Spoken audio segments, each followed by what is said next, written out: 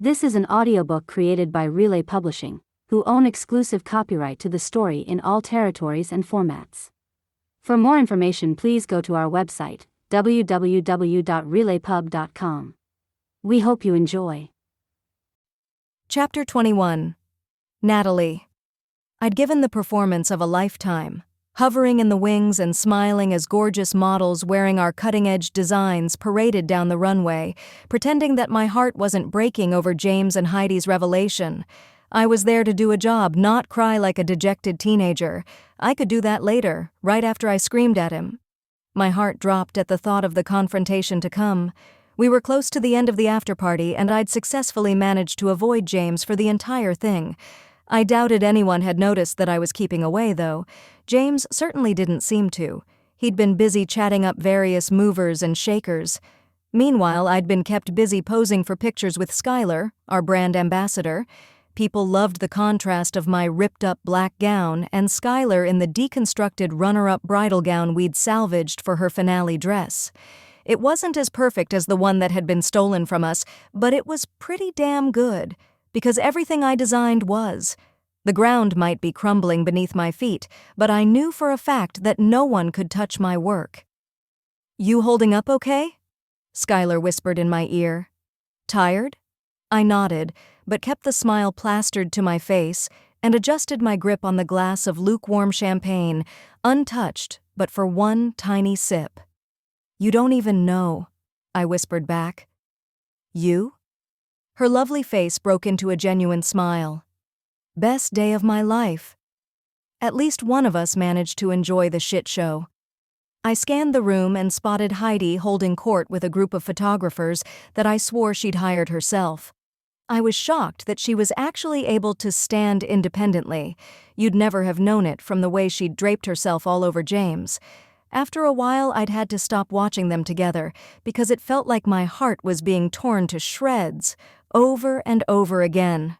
That quicksand sensation I thought I'd left behind forever threatened to pull me under any time I thought about Heidi and James together. I was hollowed out, like all of the sweetness of the past few months with him had been siphoned from me. Heidi had called James her boyfriend, and he'd gone along with it. And kissed her. Had they been secretly dating the whole time? I remembered how stupid, how small I'd felt when I found out that Dylan had moved on to someone new immediately after things ended with me. I'd suspected all along that he'd been cheating on me, but I hadn't known for sure. This felt so much worse, not only because he was cheating right in front of my face in this horrifically public venue, but because it was James. Because I thought we were building something special, because I thought it might really be love, had finally started to believe that was something I could have, only for it to turn out to be an illusion after all. God, I should have known better. Once it was obvious that the night was finally winding down, I said my goodbyes and headed for the main doors solo. I had no desire to confront James tonight. I was too tired and raw to say everything he deserved to hear. My only comfort was that the show had been a success. Maybe that would be enough to keep my mind occupied until I managed to fall asleep. Steph had already texted me a half-dozen times since seeing everyone posting about it on Snug, offering to hire a hitman for James, Heidi, or both of them. I'd warned her that I was coming home but in no mood to talk, and she'd texted back a photo of 5 bottles of red wine. I threaded through the crowd with my head down, trying not to attract the attention of the party stragglers. Someone grabbed my hand from behind as I was about to make my getaway. "Hey, where are you going?" James asked, concern creasing his brow. "What's up?" I jerked my hand away, then looked around to make sure no one had seen. "I'm leaving," I hissed at him. "I figured Heidi would keep you busy tonight." His expression showed nothing but confusion. "Why on earth? Oh, come on, you didn't think that was real, did you?" It wasn't?" I asked, my battered heart clenching a little with hope so sharp it hurt. "Come here." He grabbed my hand again and dragged me down the hallway to a hidden utility room. He shut the door behind him and turned to face me. "I promise you I am not involved with Heidi. I have no interest in her whatsoever." "So you haven't been secretly dating her all this time? You weren't the one to give her the dress and plan for her to make that over-the-top entrance?" "Absolutely not," he insisted. "Couldn't you tell how fucking furious I was when she showed up? And no way would I have sabotaged the fashion show by screwing up the finale like that. Did you really think I would?" A wave of relief washed over me, so deep and profound that I swayed a little, unsteady in my high heels. "No, that doesn't sound like you at all," I admitted. "But with that show the two of you put on, well, once she called me out like that, my only options were to play along or let it turn into a big public fight that would ruin the whole night." "Okay," I said, my shoulders dropping as the tension in them released.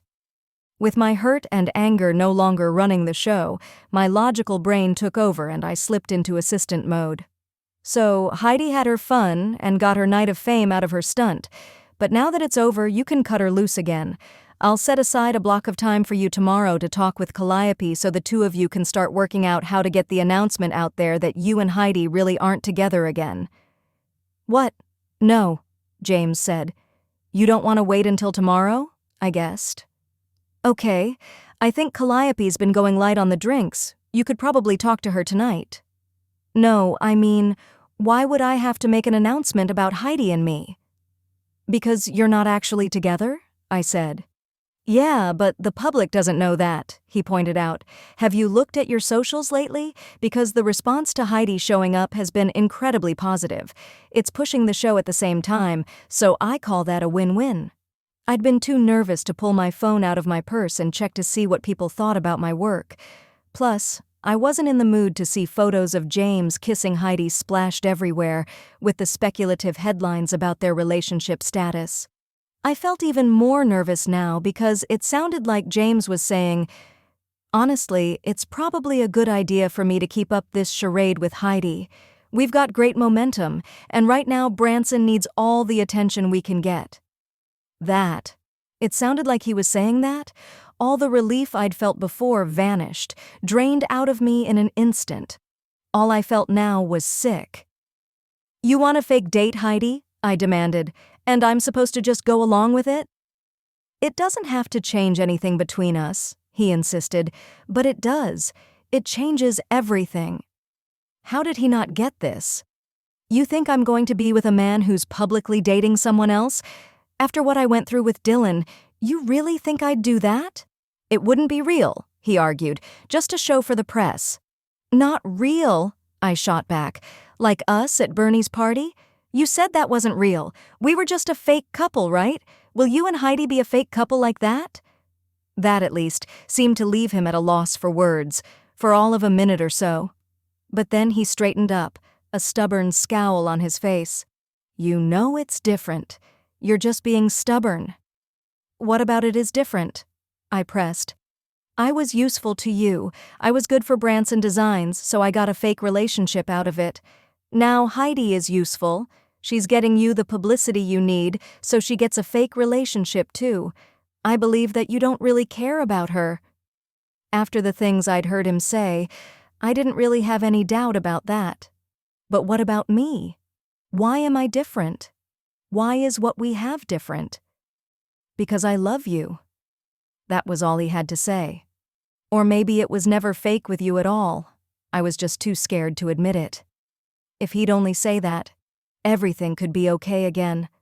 All I needed was to know that he truly cared about me, that what we had was real. If he could assure me of that, then I'd do whatever it took to get us through this. I just had to know that I mattered to him, that I was more than a useful employee, a fun sparring partner, a good fuck. The silence stretched out endlessly, and then his phone rang. He jumped to grab it from the breast pocket of his blazer, and my stomach dropped. Apparently I was taking second place even in a moment like this. I guess that was my answer. "It's Christopher," James said with a frown. "He watched the live stream and he probably has feedback, but can't it wait?" "You would think," I began, but realized that James had already answered. "Hey, Christopher, what's up?" I couldn't even muster any surprise or outrage. I felt all tapped out, utterly empty. It was as if this proof that my feelings didn't matter to James at all made them all go away. All that was left was cool logic. James didn't love me. I would always be an afterthought. And that meant It was time for me to leave. Okay, that's it. I put my hand on the doorknob and James finally looked at me. I'm leaving. Whatever we had, real, fake, it's over. Natalie, hold on. But it was too late.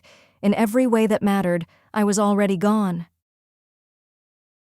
James. What did you say, Christopher? I asked my brother. I was having trouble concentrating on anything but the way Natalie had looked when she left. I wanted desperately to run after her. But hadn't I spent all evening telling myself that I couldn't give in to my impulses when it came to her? Family and the business came first, always. That was the rule I had made for myself, and that meant this call with Christopher took priority. You're too quiet. I can barely hear you. Is this about the show? He'd been mumbling, and at first I assumed that he was just overwhelmed by the show. But the more he talked, the more obvious it became that something strange was going on with him. Amanda, he slurred. Amanda what? Speak up! I was frustrated by his timing and bizarre behavior. But maybe if we could wrap this up quickly, I could still get to Natalie before she got too far away. Surely all we needed was a few more minutes to talk and we could work this out. Surely she didn't really mean it was over. Amanda is engaged and pregnant. It came out in a sob, and I suddenly realized what was happening. His ex, the woman who told him after they were married that she never wanted children, was going to have a baby with another man. Oh, Bud, I'm so sorry, I sighed. That's rough. You want me to come over? Christopher made a non-committal noise. Hey, talk to me. I heard a lot of rustling. I'm just so tired, he slurred. I need to sleep now, McKay. Good night and goodbye, brother. Then it hit me. His speech and weepiness felt familiar. Did you take something, Christopher? Huh? Take what, James? You mean pills? A sniffle. Yesh. I took a couple, but I sorta lost track of how many. Fuck. My brother had overdosed again and he was alone at home. Hey, keep talking to me, I demanded. What did you have for dinner? I jogged out of the storage closet and ran right into Rhea, who was mercifully alone. Despite her tendency to gossip, I knew I could trust her if I swore her to secrecy. Congrats to us, she sang, waving her hands over her head. What a wonderful night. I held out my hand. Rhea, I need your phone now. Family emergency. Her smile faded when she saw my expression, and she sifted through her purse. Of course, here. I handed her my phone so she could try to keep Christopher engaged and conscious while I called for help. Christopher isn't doing well. I can't get into details, but just keep him talking to you while I call 911. Her face went white as she held the phone to her ear, but her voice rang out with her usual cheer. Christopher, my love, it's Rhea. Hi there, you. Let's gossip about the show, honey. You saw it, right? Wasn't it incredible? She listened for a moment, then nodded at me. And I walked a few paces away to call the ambulance and gave them instructions on how to get to my brother. Thankfully, no one was around to witness the latest challenge in this topsy-turvy mess of a night. I walked over to where Rhea was perched on a couch. Did you like that part, honey? Rhea said into the phone, staring blankly ahead of her. When Skylar Honeywell came out in the ripped-up version of your first-ever design, everyone went crazy. She listened for a few seconds. Uh-huh. I know. You were a newbie back then, but you had so much talent. Everyone saw it. Your grandmother always said that there's no one better. Rhea forced out a laugh. I know. We can't tell anyone. It'll be our secret, okay? I'm going to give you back to James now. You take care, okay? Her eyes were round when she handed the phone back to me. He sounds really bad, she whispered. I nodded and pressed the mute key, worried about what Christopher might do if he overheard. The ambulance is on the way and I'm going to meet them there. I appreciate your help. As always, this is a family matter. Don't breathe a word about this to anyone. We don't need negative attention competing with the show. Of course, she said as she stood up slowly.